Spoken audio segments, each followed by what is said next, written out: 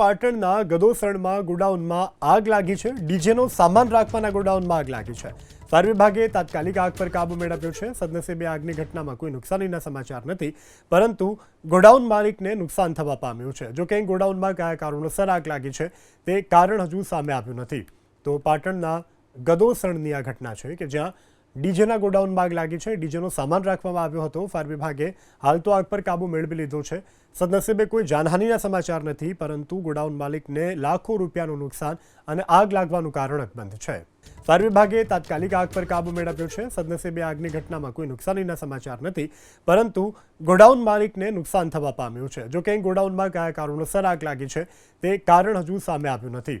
તો પાટણના ગદોસણની આ ઘટના છે કે જ્યાં ડીજેના ગોડાઉનમાં આગ લાગી છે। ડીજેનો સામાન રાખવામાં આવ્યો હતો। ફાયર વિભાગે હાલ તો આગ પર કાબુ મેળવી લીધો છે।